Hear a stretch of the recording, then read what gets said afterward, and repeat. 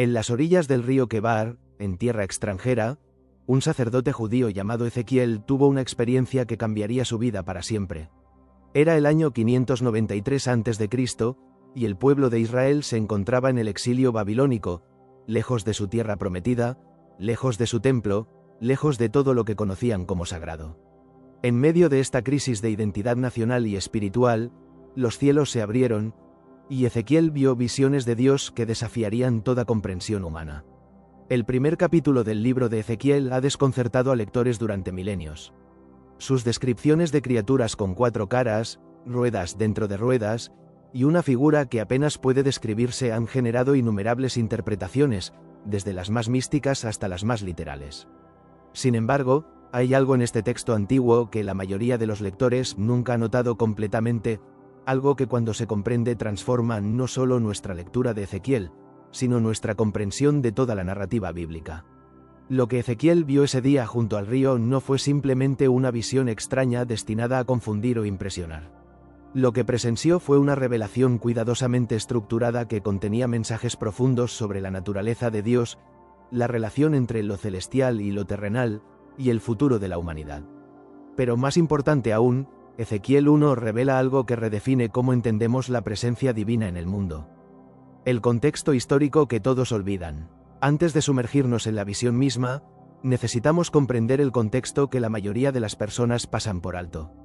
Ezequiel no estaba sentado cómodamente en Jerusalén cuando tuvo esta visión. No estaba en el templo, el lugar donde se suponía que Dios habitaba.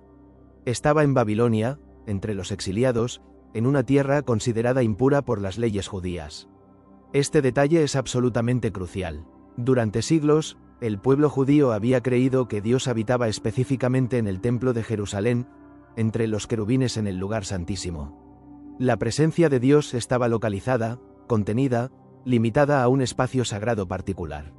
Si querías encontrarte con Dios, tenías que ir al templo. Si querías que tus oraciones fueran escuchadas, tenías que dirigirte hacia Jerusalén. Pero ahora, el templo estaba a cientos de kilómetros de distancia. Peor aún, pronto sería destruido completamente por los babilonios. El sistema religioso entero, con sus sacrificios, sus rituales, su sacerdocio, su arquitectura sagrada, estaba colapsando. Los judíos en el exilio enfrentaban una crisis teológica masiva. ¿Nos ha abandonado Dios? ¿Puede Dios existir fuera de su templo? ¿Somos capaces de adorarle en tierra extranjera? En este contexto de desesperación y dudas existenciales, Ezequiel tiene su visión. Y aquí está lo que la mayoría nunca nota. La visión de Ezequiel 1 no es solo descriptiva, es revolucionaria. No está simplemente mostrando cómo es Dios, está redefiniendo dónde puede estar Dios y cómo interactúa con su creación. Las criaturas vivientes, más que seres extraños. Cuando Ezequiel comienza a describir su visión, lo primero que menciona después del viento tempestuoso y la gran nube es la aparición de 4 criaturas vivientes. La descripción es fascinante y desconcertante. Cada criatura tiene 4 caras, de hombre, león, buey y águila, 4 alas, piernas rectas con pies como de becerro que brillan como bronce pulido, y manos humanas bajo sus alas. La mayoría de los lectores se detienen aquí, tratando de visualizar estas criaturas imposibles. Algunos intentan dibujarlas, otros las comparan con mitología antigua, y algunos simplemente se rinden ante la descripción. Pero aquí está lo que casi todos pasan por alto. Estas criaturas no son aleatorias ni caprichosas. Cada detalle tiene un significado profundo que se conecta con el resto de la escritura hebrea. Las 4 caras representan toda la creación viviente. El hombre representa a la humanidad, el pináculo de la creación hecha a imagen de Dios. El león representa a los animales salvajes, el rey de las bestias. El buey representa a los animales domésticos, aquellos que sirven a la humanidad. El águila representa a las aves del cielo, las criaturas que vuelan. Juntas, estas 4 caras simbolizan todo el reino animal en su totalidad. Pero hay algo más profundo aquí. Estas criaturas son llamadas querubines más adelante en el libro de Ezequiel. Y los querubines tienen una historia larga en la narrativa bíblica. Fueron querubines los que guardaron el camino al árbol de la vida después de que Adán y Eva fueron expulsados del Edén. Fueron querubines cuyos diseños fueron bordados en las cortinas del tabernáculo. Fueron querubines de oro los que cubrían el propiciatorio en el arca del pacto, el lugar donde la presencia de Dios habitaba de manera especial. En otras palabras, estas criaturas marcan la frontera entre lo divino y lo humano. Son los guardianes del umbral entre el cielo y la tierra, y aquí está la revelación que la mayoría pierde. Estas criaturas no están estacionadas en el templo de Jerusalén. Están en Babilonia, junto al río Quebar, con Ezequiel. La presencia de Dios, marcada por estos querubines, no está limitada al templo. Dios es móvil, las ruedas dentro de ruedas. La movilidad de Dios. Inmediatamente después de describir las criaturas vivientes, Ezequiel habla de las ruedas. Esta es probablemente la parte más extraña de toda la visión para los lectores modernos. Ezequiel describe 4 ruedas, una junto a cada criatura viviente, y estas ruedas tienen una estructura peculiar. Parecen ser ruedas dentro de ruedas, como si una rueda estuviera perpendicular a la otra, permitiendo movimiento en cualquier dirección sin necesidad de girar. Las ruedas están llenas de ojos alrededor de su circunferencia, y cuando las criaturas vivientes se mueven, las ruedas se mueven con ellas. Cuando las criaturas se elevan, las ruedas se elevan también. El espíritu de las criaturas vivientes está en las ruedas, dice Ezequiel, indicando una unidad perfecta de movimiento y propósito. Aquí es donde la mayoría de las interpretaciones se desvían hacia lo especulativo. Algunos ven estas ruedas como evidencia de naves espaciales antiguas. Otros las interpretan como símbolos místicos abstractos. Pero cuando entendemos el contexto cultural y teológico, el significado se vuelve claro y profundo. En el mundo antiguo, los dioses eran entendidos como territoriales. Cada nación tenía sus dioses, y estos dioses tenían poder solo dentro de sus fronteras geográficas. Los templos eran las casas de los dioses, y los dioses no salían de sus templos excepto en ocasiones especiales, cuando eran llevados en procesión por sus sacerdotes. De hecho, cuando los babilonios conquistaban una ciudad, a menudo tomaban las estatuas de los dioses de esa ciudad como trofeos, creyendo que habían capturado a los dioses mismos. Pero las ruedas en la visión de Ezequiel revelan algo radicalmente diferente sobre el Dios de Israel. Estas ruedas indican movilidad omnidireccional. Dios no está atado a un lugar. No necesita ser cargado por sacerdotes. No está limitado por fronteras geográficas o políticas. Las ruedas dentro de ruedas significan que Dios puede moverse en cualquier dirección, en cualquier momento, sin restricción. Los ojos que cubren las ruedas añaden otra dimensión crucial: conocimiento perfecto. Dios no solo puede ir a cualquier lugar, sino que ve todo. Su movimiento no es aleatorio o ciego, sino informado por conocimiento total. Donde sea que Dios vaya, ve completamente todo lo que hay allí. Esta es la revelación que la mayoría nunca capta completamente. Ezequiel 1 está declarando que el Dios de Israel no está limitado al templo de Jerusalén. Puede estar en Babilonia, puede estar en cualquier lugar. El exilio no ha separado a Israel de su Dios porque Dios mismo ha ido al exilio con ellos. El firmamento y el trono, la estructura del cielo. Por encima de las criaturas vivientes y las ruedas, Ezequiel describe un firmamento, como cristal resplandeciente, extendido sobre las cabezas de las criaturas. Y por encima del firmamento, había algo semejante a un trono, con la apariencia de piedra de zafiro. Y sobre el trono, una figura con apariencia de hombre. Esta estructura vertical es fundamental para entender la visión completa. Ezequiel está viendo una representación de la estructura del universo tal como la entendían los antiguos hebreos. En la cosmología hebrea, existía la tierra, sobre la cual estaba el firmamento, el cielo visible, y por encima del firmamento estaban las aguas celestiales y el trono de Dios. Lo que Ezequiel describe es esencialmente el cielo mismo volviéndose móvil. El trono de Dios, que debería estar fijo en las alturas celestiales, está ahora montado sobre esta plataforma móvil de querubines y ruedas. El cielo ha descendido a la tierra, y al mismo tiempo, es capaz de moverse libremente sobre la tierra. Esta es una imagen de la soberanía de Dios sobre toda la creación. Dios no está sujeto a las estructuras del universo, las estructuras del universo están sujetas a Él. El firmamento, que generalmente separa el cielo de la tierra, se convierte aquí en parte del vehículo divino, indicando que Dios puede atravesar la separación entre lo celestial y lo terrenal a voluntad. El trono mismo es significativo. En el mundo antiguo, un trono era el símbolo último de autoridad y poder. Los reyes se sentaban en tronos para gobernar. El hecho de que Dios tenga un trono indica su rol como el Rey Supremo. Pero a diferencia de los reyes terrenales, cuyo poder está limitado por las fronteras de sus reinos, el trono de Dios es móvil, indicando que su reino no tiene frontera. La figura en el trono. ¿Qué vio realmente Ezequiel? Aquí llegamos a la parte más misteriosa y significativa de toda la visión. Ezequiel describe una figura sobre el trono que tiene la apariencia de un hombre, pero que brilla como metal ardiente y fuego, rodeada de resplandor. Ezequiel ve algo parecido a un arco iris alrededor de la figura, y entonces cae sobre su rostro, reconociendo que está en presencia de la gloria de Dios. Lo que la mayoría de los lectores no perciben es la cuidadosa manera en que Ezequiel describe lo que ve.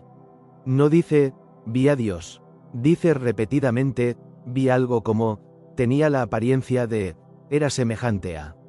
Ezequiel está luchando con el lenguaje humano para describir algo que trasciende la capacidad descriptiva humana.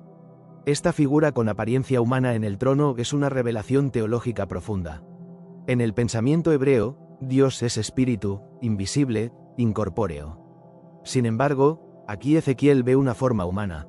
¿Qué significa esto? Muchos intérpretes a lo largo de la historia, especialmente en la tradición cristiana, han visto aquí una prefigurización de la encarnación, la idea de que Dios tomaría forma humana en Jesucristo. Pero incluso sin llegar a esa conclusión teológica específica, hay algo profundo sucediendo aquí. Dios se revela de una manera que los humanos pueden relacionarse, aunque sea parcialmente. La forma humana en el trono indica que Dios no es completamente ajeno a la experiencia humana. Hay algo en la naturaleza de Dios que se relaciona con la humanidad, que puede ser expresado, aunque inadecuadamente, en términos humanos. Dios elige revelarse de una manera que construye un puente de comprensión con sus criaturas. El brillo, el fuego, el resplandor que rodea esta figura indica la trascendencia de Dios. Aunque hay una forma reconocible, está envuelta en gloria que oculta tanto como revela. Dios es accesible, pero sigue siendo misterioso. Es cercano, pero infinitamente superior. El arco iris es particularmente significativo. En la narrativa del Génesis, el arco iris fue dado como señal del pacto de Dios con Noé, una promesa de que nunca más destruiría la tierra con un diluvio.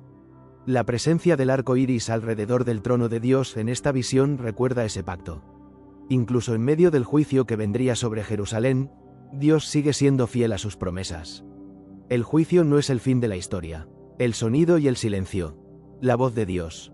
Un detalle que frecuentemente se pasa por alto en Ezequiel 1 es la descripción del sonido. Ezequiel describe el ruido de las alas de las criaturas vivientes como el sonido de muchas aguas, como la voz del Todopoderoso, como el estruendo de un campamento militar. Cuando las criaturas se detenían, bajaban sus alas y había una voz desde el firmamento sobre sus cabezas. Este contraste entre ruido y silencio es teológicamente significativo. El movimiento de la presencia de Dios está acompañado por sonido tremendo, casi abrumador. Es como estar junto a una cascada poderosa o en medio de una tormenta. La presencia de Dios no es tranquila y suave en este contexto, es poderosa, incluso aterradora. Pero cuando Dios va a hablar, las criaturas bajan sus alas y hay silencio. Este patrón establece algo importante. Para escuchar la voz de Dios, debe haber silencio. El poder de Dios es manifestado en el movimiento y el sonido, pero su comunicación requiere quietud. Este detalle tiene implicaciones prácticas para la vida espiritual. Podemos estar tan enfocados en buscar manifestaciones poderosas de lo divino, en buscar experiencias emocionales intensas, que perdemos la capacidad de escuchar la voz tranquila que viene en el silencio.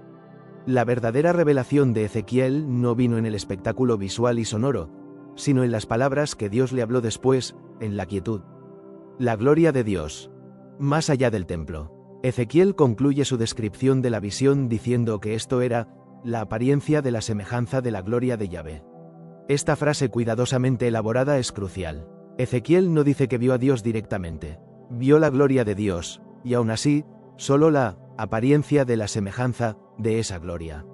La palabra hebrea para gloria, kabod, significa literalmente peso o gravedad. Implica sustancia, importancia, dignidad. La gloria de Dios es la manifestación de su presencia y carácter de una manera que puede ser percibida por las criaturas. Es como Dios, que es espíritu e invisible, se hace conocer en el mundo material. Tradicionalmente, la gloria de Dios había habitado en el templo de Jerusalén.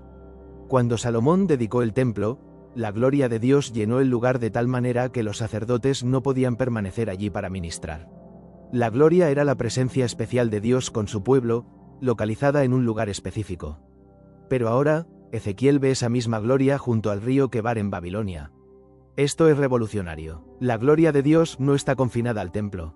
Puede aparecer en cualquier lugar. Dios no ha abandonado a su pueblo en el exilio. Al contrario, ha venido con ellos al exilio. Más adelante en el libro de Ezequiel, el profeta tendrá visiones de la gloria de Dios abandonando el templo de Jerusalén antes de su destrucción. La gloria se mueve desde el lugar santísimo hasta el umbral del templo, luego a la puerta oriental, luego al monte de los olivos, y finalmente desaparece hacia el este, hacia donde está el pueblo en el exilio. Esta secuencia confirma que Dios ha elegido estar con su pueblo en su sufrimiento más que permanecer en un edificio que ellos habían corrompido con idolatría. Esta es quizás la revelación más importante que la mayoría de los lectores nunca captan completamente. Ezequiel 1 no es solo sobre cómo es Dios, sino sobre dónde está Dios. Y la respuesta es: Dios está con su pueblo, donde quiera que estén, incluso en el exilio, incluso en tierras extranjeras, incluso cuando se sienten abandonados. El ministerio profético de Ezequiel, nacido de la visión. Inmediatamente después de la visión del capítulo 1, Dios comisiona a Ezequiel como profeta. Le dice que lo está enviando a los hijos de Israel, un pueblo rebelde que se ha rebelado contra Dios. Le advierte que no tendrá un ministerio fácil, el pueblo es obstinado y de duro corazón. Pero debe hablarles las palabras de Dios, escuchen o no. Esta comisión está directamente conectada con la visión del capítulo 1. Ezequiel ha visto que Dios es móvil, que no está limitado por frontera o edificios. Ha visto que Dios está presente incluso en Babilonia. Por lo tanto, puede ser profeta de Dios incluso en el exilio. Su ministerio no depende de estar en Jerusalén o tener acceso al templo. Dios puede hablar a través de él donde quiera que esté. Esto establece un patrón importante para toda la profecía posterior y para la fe judía y cristiana en general. La adoración de Dios no está limitada a un lugar específico. La presencia de Dios puede ser experimentada en cualquier lugar. El ministerio para Dios puede llevarse a cabo en cualquier contexto. Jesús más tarde haría eco de esta verdad en su conversación con la mujer samaritana, cuando le dijo que vendría un tiempo cuando las personas adorarían a Dios ni en el monte de Samaria ni en Jerusalén, sino en espíritu y en verdad. La visión de Ezequiel anticipó esta realidad. Dios no está confinado a espacios sagrados definidos humanamente. Los querubines y el Edén. Una conexión olvidada. Hay una conexión profunda entre los querubines en la visión de Ezequiel y la historia del Edén que la mayoría de los lectores pasa por alto. En Génesis, después de que Adán y Eva pecaron y fueron expulsados del jardín, Dios colocó querubines al este del Edén para guardar el camino al árbol de la vida. Los querubines, entonces, marcan la separación entre la humanidad y la presencia plena de Dios. Representan la frontera que fue creada por el pecado humano. El Edén era el lugar donde el cielo y la tierra se encontraban, donde Dios caminaba con la humanidad en comunión perfecta. Los querubines guardan la entrada a ese lugar perdido. En el tabernáculo y el templo, los querubines aparecen nuevamente. Están bordados en las cortinas. Están esculpidos en las paredes. Y 2 querubines de oro cubren el propiciatorio del arca del pacto en el lugar santísimo, el lugar donde Dios promete encontrarse con su pueblo. El lugar santísimo era, en cierto sentido, un Edén en miniatura, un lugar donde el cielo y la tierra se tocaban. Pero solo el sumo sacerdote podía entrar allí, y solo una vez al año en el día de la expiación. Los querubines todavía guardaban el acceso a la presencia plena de Dios. La humanidad todavía estaba separada, todavía del lado equivocado de los querubines. Ahora, en la visión de Ezequiel, los querubines son parte del trono móvil de Dios. Todavía marcan la presencia divina, pero esa presencia ya no está estática en un lugar. Está moviéndose hacia la humanidad. Dios viene para encontrarse con su pueblo donde están. Esta es una prefigurización de una realidad aún mayor que vendría. En la teología cristiana, la encarnación de Cristo representa a Dios no solo moviéndose hacia la humanidad, sino convirtiéndose en humano, cruzando completamente la frontera entre lo divino y lo humano. Y en su muerte y resurrección, el velo del templo que mostraba querubines bordados fue rasgado de arriba abajo, simbolizando que el camino a la presencia de Dios estaba ahora abierto para todos. Incluso si uno no acepta la interpretación cristiana específica, el patrón es claro en Ezequiel. Dios no está contento con permanecer separado de su creación. Se mueve hacia ella, busca maneras de estar presente con ella, trabaja para superar la separación causada por el pecado humano. La estructura literaria de Ezequiel 1, un templo de palabras. Algo que la mayoría de los lectores modernos pierden por completo es la estructura literaria cuidadosa de Ezequiel 1. Los antiguos hebreos eran maestros en estructuras literarias sofisticadas, y Ezequiel 1 es un ejemplo brillante de esto. El capítulo está estructurado como una serie de círculos concéntricos, moviéndose desde el exterior hacia el interior, desde la periferia hacia el centro.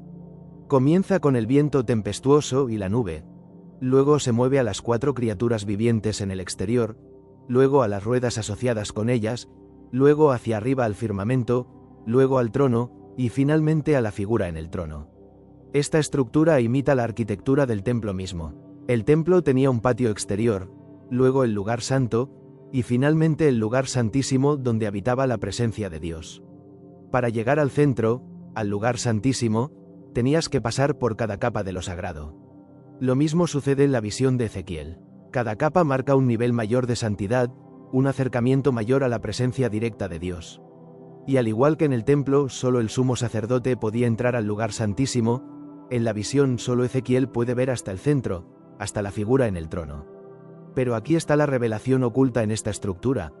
Ezequiel está construyendo un templo de palabras. Está creando, a través de su descripción, un espacio sagrado en el lenguaje mismo. Esto es necesario porque el templo físico pronto será destruido.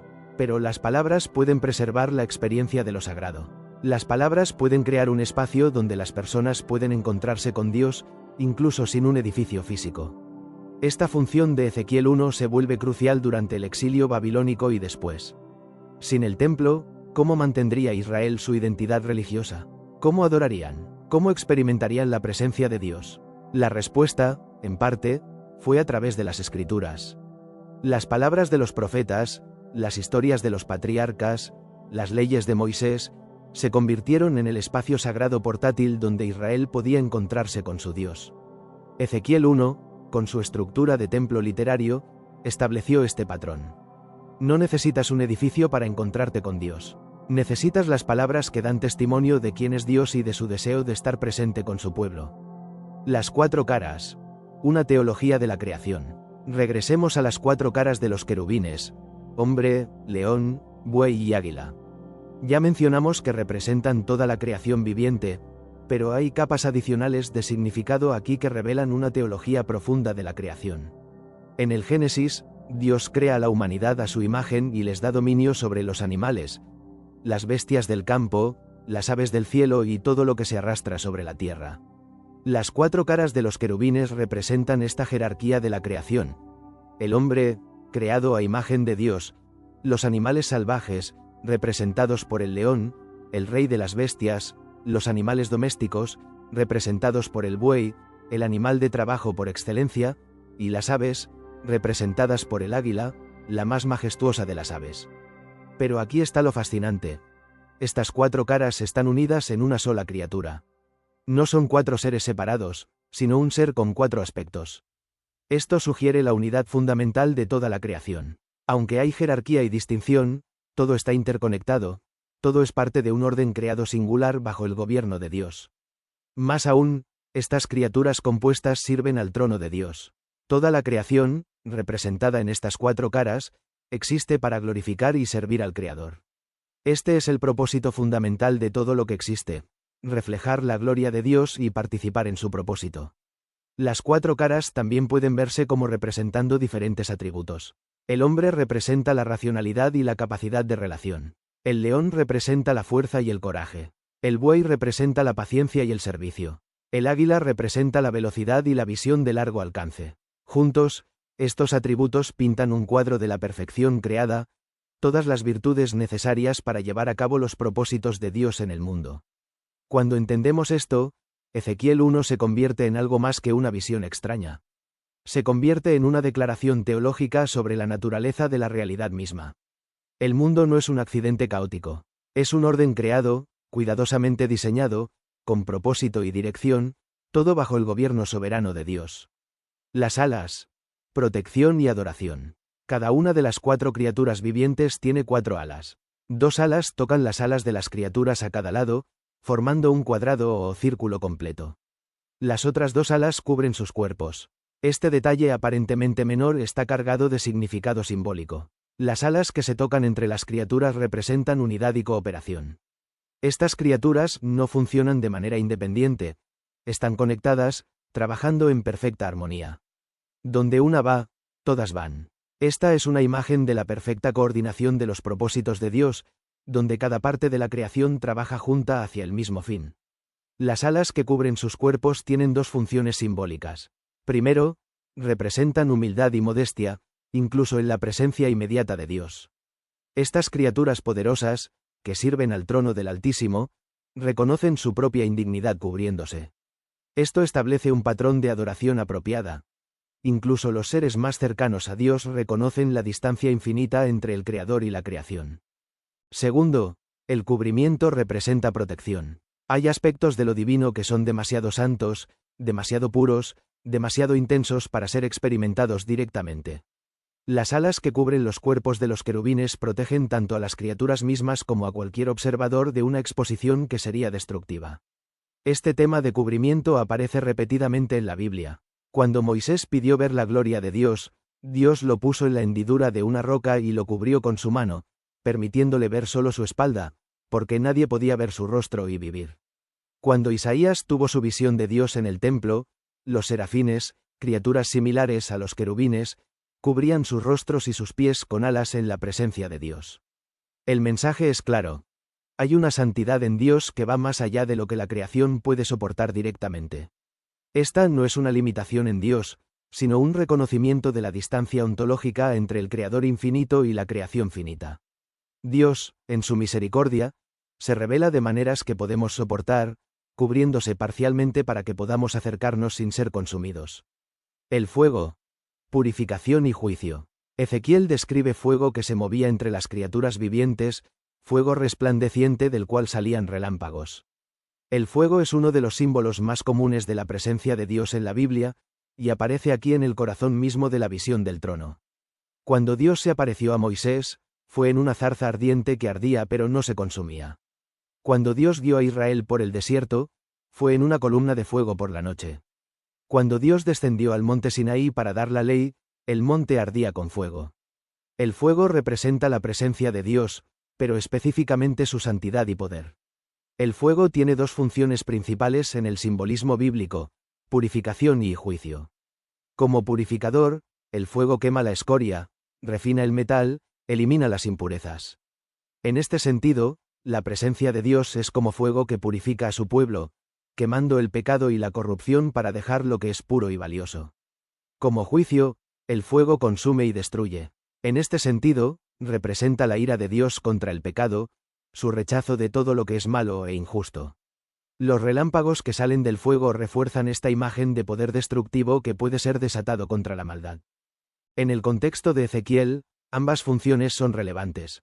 Dios está a punto de traer juicio sobre Jerusalén debido a su idolatría e injusticia. El fuego de su presencia consumirá la ciudad y el templo. Pero al mismo tiempo, este juicio es purificador. A través del exilio y el sufrimiento, Dios refinará a su pueblo, quemando su dependencia de ídolos y su falsa confianza en estructuras religiosas externas. El hecho de que este fuego esté en movimiento, moviéndose entre las criaturas vivientes, indica que el juicio de Dios no es estático. No está confinado a un lugar o momento. Puede moverse a donde sea necesario, puede venir cuando sea necesario. Esto sería una advertencia seria para el pueblo de Ezequiel. No pueden escapar del juicio de Dios escondiéndose en la tierra del exilio. Dios está allí también, y su fuego purificador los alcanzará. La visión y el exilio. Esperanza en la desesperación. Es imposible sobreestimar cuán desesperada era la situación del pueblo judío en el exilio babilónico. Habían perdido todo lo que definía su identidad: su tierra, su ciudad capital, su templo, su independencia política. Más devastador aún, parecían haber perdido a su Dios. Según su propia teología, Dios habitaba en el templo de Jerusalén. Sin el templo, ¿dónde estaba Dios? ¿Los había abandonado? ¿Habían sido derrotados sus enemigos porque el Dios de Babilonia era más fuerte que el Dios de Israel? Los salmos del exilio capturan esta angustia. Junto a los ríos de Babilonia, allí nos sentamos y lloramos al acordarnos de Sión. ¿Cómo cantaremos la canción del Señor en tierra extranjera? La pregunta no era meramente práctica, era existencial. ¿Podía existir la fe de Israel fuera de la tierra prometida? En este contexto de desesperación total, la visión de Ezequiel 1 es un rayo de esperanza. Dios no ha abandonado a su pueblo. No está confinado a Jerusalén. No ha sido derrotado por los dioses de Babilonia. Está presente aquí, en Babilonia, con su pueblo exiliado. El trono móvil de Dios ha viajado con ellos. La gloria que una vez llenó el templo ahora aparece junto al río Quebar.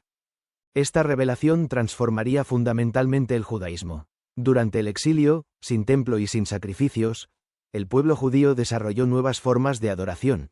La sinagoga, donde se leía y se estudiaba la ley. La oración, que reemplazaba al sacrificio. El sábado, que se convirtió en un marcador crucial de identidad judía. Estas innovaciones fueron posibles porque Ezequiel y otros profetas habían revelado que Dios no estaba limitado al templo. Más aún, la visión de Ezequiel ofrecía esperanza para el futuro. Si Dios podía venir al exilio con su pueblo, también podía traerlos de vuelta. Si su presencia no dependía del templo, entonces la destrucción del templo no era el fin de la relación entre Dios e Israel. Podía haber un futuro más allá del juicio, una restauración después del castigo. De hecho, más adelante en el libro de Ezequiel, el profeta tendría visiones de un nuevo templo, más glorioso que el anterior, donde la gloria de Dios regresaría. Tendría visiones de huesos secos volviendo a la vida, representando la resurrección de la nación de Israel. La visión del trono móvil en Ezequiel 1 establece el fundamento para estas esperanzas. Un Dios que puede moverse puede regresar, un Dios que está presente en el juicio puede estar presente también en la restauración. Las interpretaciones erróneas comunes. A lo largo de la historia, Ezequiel 1 ha sido objeto de numerosas interpretaciones, algunas más útiles que otras. Vale la pena examinar algunas de las interpretaciones erróneas comunes para entender mejor lo que el texto realmente revela. Una interpretación popular en círculos modernos es la teoría de los antiguos astronautas, popularizada por autores como Erich von Däniken. Según esta interpretación, Ezequiel realmente vio una nave espacial extraterrestre, y los querubines, las ruedas y el trono eran componentes de tecnología alienígena avanzada. Esta interpretación es atractiva para aquellos que buscan evidencia de contacto extraterrestre en textos antiguos, pero ignora completamente el contexto cultural, literario y teológico de Ezequiel. La visión de Ezequiel está saturada de simbolismo que habría sido comprensible para su audiencia original. Los querubines eran figuras conocidas en la religión hebrea. Las ruedas representaban movilidad, no tecnología alienígena. El fuego era un símbolo estándar de la presencia divina. Interpretar estos elementos como literalmente tecnológicos es imponer categorías modernas en un texto antiguo que opera en un registro completamente diferente. Otra interpretación errónea común es la lectura puramente alegórica que niega cualquier realidad a la visión. Según esta lectura, Ezequiel no vio realmente nada. Simplemente creó un símbolo elaborado para comunicar ideas teológicas abstractas. Cada elemento es un código que debe ser descifrado para revelar un significado espiritual oculto. Si bien es cierto que la visión está cargada de simbolismo, esta interpretación va demasiado lejos en la otra dirección. Ezequiel presenta su experiencia como una visión real, un encuentro genuino con lo divino. Reducirla a mera alegoría es despojarla de su poder. El texto sugiere que Ezequiel realmente experimentó algo tan real que lo postró sobre su rostro en temor y asombro. Una tercera interpretación errónea es leer Ezequiel 1 de manera completamente aislada del resto del libro y de la Biblia. Algunas personas se enfocan tanto en los detalles visuales extraños que pierden el mensaje más amplio. Ezequiel 1 no es un acertijo independiente para ser resuelto, es la introducción a un mensaje profético de 48 capítulos que trata con el juicio, el exilio y la eventual restauración de Israel. La visión establece la autoridad de Ezequiel como profeta y revela la naturaleza de Dios que fundamenta todo el mensaje del libro. Sin entender que esta visión revela un Dios móvil, presente, soberano, el resto del libro de Ezequiel pierde mucho de su impacto. Conexiones con otras visiones bíblicas del trono. Ezequiel 1 no es la única visión del trono de Dios en la Biblia. Comparar la visión de Ezequiel con otras visiones del trono revela patrones interesantes y profundiza nuestra comprensión. Isaías 6 describe la visión de Isaías del trono de Dios en el templo. Él ve al Señor sentado en un trono alto y elevado, con el borde de su manto llenando el templo. Serafines con 6 alas vuelan alrededor, cantando, Santo, Santo, Santo. Hay similitudes con Ezequiel. Criaturas aladas, el trono, la sensación abrumadora de la santidad de Dios. Pero hay también diferencias clave. La visión de Isaías está ubicada en el templo, mientras que la de Ezequiel está en Babilonia. Los serafines de Isaías tienen 6 alas en lugar de 4, y el énfasis en Isaías está en la santidad de Dios más que en su movilidad. Daniel 7 describe una visión del anciano de días sentado en un trono de fuego con ruedas de fuego ardiente. Miles y miles de seres le servían. Esta descripción comparte elementos con Ezequiel 1, el trono, el fuego, las ruedas. Pero el contexto es diferente. Daniel está viendo una escena de juicio, donde los reinos terrenales son evaluados y el reino es dado al Hijo del Hombre. La visión de Daniel desarrolla los temas de soberanía y juicio divinos introducidos en Ezequiel. Apocalipsis 4 ofrece la visión del trono más elaborada. Juan ve un trono en el cielo con alguien sentado en él, rodeado por un arco iris. 24 ancianos en tronos rodean el trono central. 4 criaturas vivientes, llenas de ojos, están alrededor del trono. Un león, un buey, un hombre y un águila voladora. Estas criaturas tienen 6 alas cada una y cantan, Santo, Santo, Santo, continuamente. Las similitudes con Ezequiel 1 son sorprendentes. Las 4 caras de los querubines de Ezequiel se convierten en 4 criaturas separadas en Apocalipsis, pero representan los mismos aspectos de la creación. Los ojos múltiples aparecen en ambas visiones. El arco iris rodea el trono en ambos casos. El fuego y el cristal también están presentes. Estas conexiones sugieren que hay un lenguaje visual común para describir encuentros con lo divino en la tradición bíblica. Ciertos símbolos, trono, criaturas aladas, fuego, ojos, ruedas, aparecen repetidamente porque representan realidades espirituales que trascienden el lenguaje ordinario. Los profetas y visionarios recurren a este vocabulario simbólico compartido para comunicar lo que de otro modo sería incomunicable. Al mismo tiempo, cada visión tiene su propio énfasis. Ezequiel 1 enfatiza la movilidad de Dios. Isaías 6 enfatiza su santidad. Daniel 7 enfatiza su juicio. Apocalipsis 4 enfatiza su adoración celestial. Juntas, estas visiones pintan un retrato multifacético de la naturaleza de Dios y su gobierno sobre la creación. Conclusión. La revelación que cambia todo. Entonces, ¿qué revela Ezequiel 1 que la mayoría nunca se da cuenta? En el nivel más fundamental, revela que Dios no está limitado por el espacio, el tiempo o las estructuras religiosas humanas. El templo de Jerusalén, por importante que fuera, nunca fue capaz de contener o limitar a Dios. La tierra prometida, por central que fuera en la identidad de Israel, nunca fue el único lugar donde Dios podía estar presente. Las fronteras políticas, los poderes imperiales, el exilio mismo, no pueden separar a las personas de la presencia de Dios si Dios elige estar con ellas. Esta revelación tenía implicaciones inmediatas para el pueblo de Ezequiel. Significaba que el exilio no era el fin de su relación con Dios. Significaba que podían adorar, orar y experimentar la presencia divina incluso en Babilonia. Significaba que Dios estaba al tanto de su sufrimiento y no los había abandonado. Pero las implicaciones van mucho más allá de esa situación histórica específica. Ezequiel 1 establece principios teológicos que han dado forma a la fe judía y cristiana durante milenios. Primero, la presencia de Dios es universal. No hay lugar donde Dios no pueda estar. No hay situación de la cual Dios esté ausente. Ya sea que estemos en nuestros momentos más altos o en nuestros valles más profundos, en nuestro país natal o en tierra extranjera, en libertad o en cautiverio, Dios puede estar presente con nosotros. Segundo, la adoración no depende de lugares o estructuras específicas. Podemos encontrarnos con Dios en cualquier lugar, en cualquier tiempo. Esto no significa que los lugares sagrados carezcan de valor, sino que su valor deriva de su función como lugares donde nos enfocamos en la presencia de Dios que está disponible en todas partes. Tercero, Dios es soberano sobre todos los poderes terrenales. Los imperios se levantan y caen, los reyes gobiernan y son derrocados, pero el trono de Dios permanece eternamente.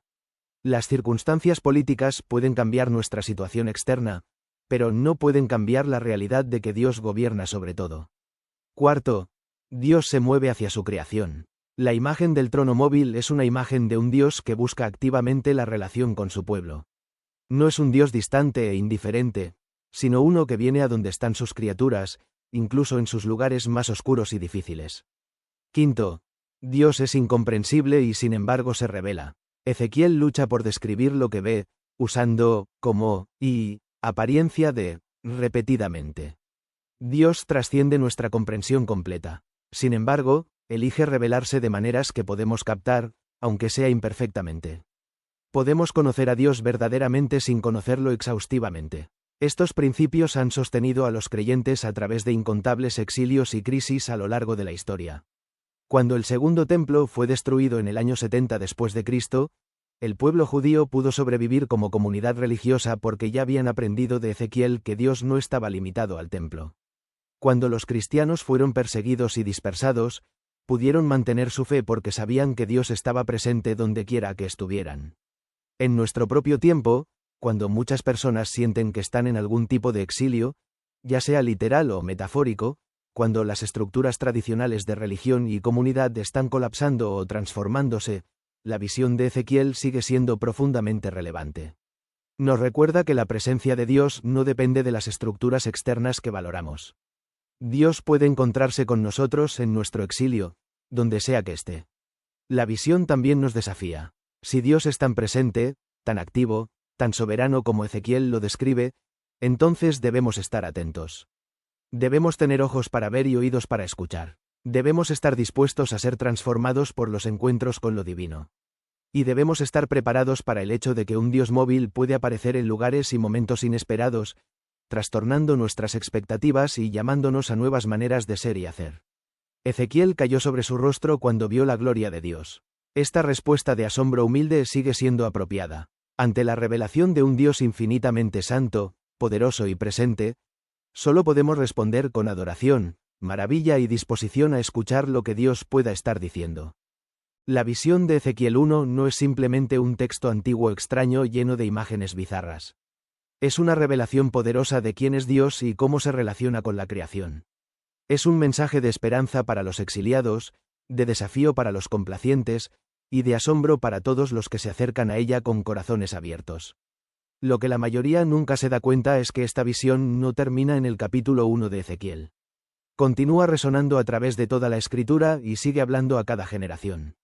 El Dios que apareció a Ezequiel junto al río Quebar es el mismo Dios que busca revelarse a nosotros hoy, en nuestras propias circunstancias, con nuestros propios desafíos.